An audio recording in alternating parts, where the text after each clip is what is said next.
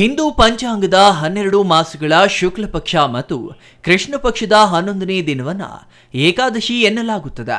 ಒಂದು ಮಾಸದಲ್ಲಿ 2 ಏಕಾದಶಿಗಳಿರುತ್ತವೆ.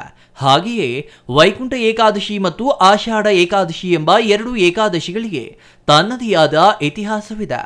ಇಂದು ಆಷಾಢ ಏಕಾದಶಿಯಾದ ಕಾರಣ ಹಿನ್ನೆಲೆ ನೋಡುವುದಾದರೆ ಹಿಂದೆ ದೇವತೆಗಳು ಹಾಗೂ ದಾನವರ ನಡುವೆ ಯುದ್ಧವಾಯಿತ.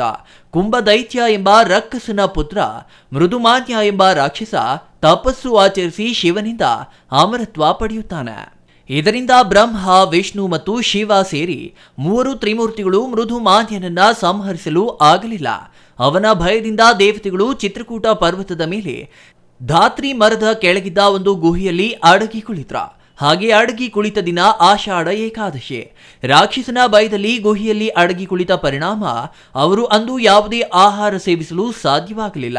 ಹಾಗಾಗಿ ಉಪವಾಸ ಮಾಡಬೇಕಾಯಿತು. ಅವರೆಲ್ಲರಿಗೂ ಮಳೆಯಲ್ಲಿ ನೆನೆಯುವ ಯೋಗವು ಕೂಡಿ ಬಂತ. ಆಗ ಅವರೆಲ್ಲರೂ ಒಟ್ಟಿಗೆ ಇರುವಾಗ ಅವರೆಲ್ಲರ ಶ್ವಾಸ ಒಗ್ಗೂಡಿ ಆ ಶ್ವಾಸದಿಂದ ಒಂದು ಶಕ್ತಿ ಉತ್ಪತ್ತಿಯಾಯಿತು.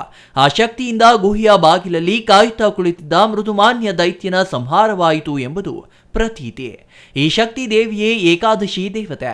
ಆಷಾಢ ಏಕಾದಶಿಯಂದು ತ್ರಿಮೂರ್ತಿಗಳು ಉಪವಾಸ ಮಾಡಿದ ದಿನವೇ ಆಷಾಢ ಏಕಾದಶಿ. ಮನುಷ್ಯನ ಒಂದು ವರ್ಷವೆಂದರೆ ಅದು ದೇವತೆಗಳ ಒಂದು ದಿನಕ್ಕೆ ಸಮಾನ. ದಕ್ಷಿಣಾಯನ ದೇವತೆಗಳ ರಾತ್ರಿಯಾಗಿದ್ದು ಉತ್ತರಾಯಣ ಅವರಿಗೆ ಹಗಲ. ಆಷಾಢ ಮಾಸದಲ್ಲಿ ಬರುವ ಕರ್ಕ ಸಂಕ್ರಾಂತಿಗೆ ಉತ್ತರಾಯಣ ಪೂರ್ಣಗೊಂಡು ದಕ್ಷಿಣಾಯಣ ಪ್ರಾರಂಭವಾಗುವುದು. ಅಂದರೆ ದೇವತೆಗಳ ರಾತ್ರಿ ಪ್ರಾರಂಭವಾಗುತ್ತದೆ. ಹಾಗಾಗಿ ಆಷಾಢ ಏಕಾದಶಿಯನ್ನ ದೇವಶಯನಿ ಏಕಾದಶಿ ಎಂದು ಕರೆಯುತ್ತಾರೆ. ಏಕಾದಶಿಯ ಹಿಂದಿನ ದಿನ ಅಂದರೆ ದಶಮಿಯಂದು ಒಪ್ಪತ್ತಿನ ಆಹಾರ ಸೇವಿಸುತ್ತಾರೆ. ಏಕಾದಶಿಯಂದು ಪ್ರಾತಃ ಸಮಯ ಸ್ನಾನ ಮಾಡಿ ಉಪವಾಸ ಮಾಡುತ್ತಾರೆ. ತುಳಸಿಯನ್ನ ಅರ್ಪಿಸಿ ಶ್ರೀ ವಿಷ್ಣು ಪೂಜೆ ಮಾಡಿ ರಾತ್ರಿ ಹೊತ್ತು ಹರಿಭಜನೆಯಲ್ಲಿ ಜಾಗರಣೆ ಮಾಡುತ್ತಾರೆ. ಆಷಾಢ ಶುಕ್ಲ ದ್ವಾದಶಿಯಂದು ವಾಮನನ ಪೂಜೆ ಮಾಡಿ ಉಪವಾಸ ಅಂತ್ಯಗೊಳಿಸುತ್ತಾರೆ. ತಿಥಿಯು ಹಿಂದೂ ಧರ್ಮದ ಅಪಾರ ಧಾರ್ಮಿಕ ಮತ್ತು ಆಧ್ಯಾತ್ಮಿಕ ಮಹತ್ವವನ್ನ ಹೊಂದಿದೆ.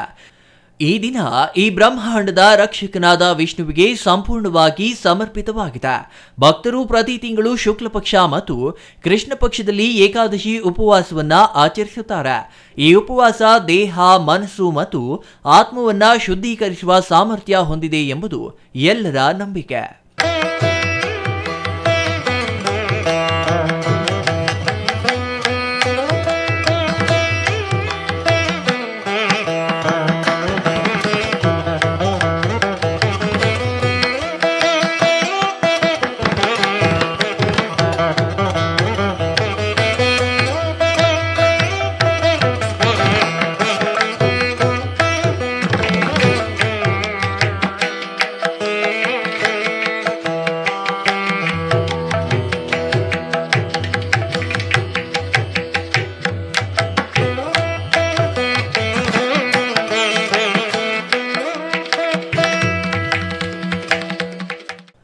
Praveen, CTV news, Chikkaballapur.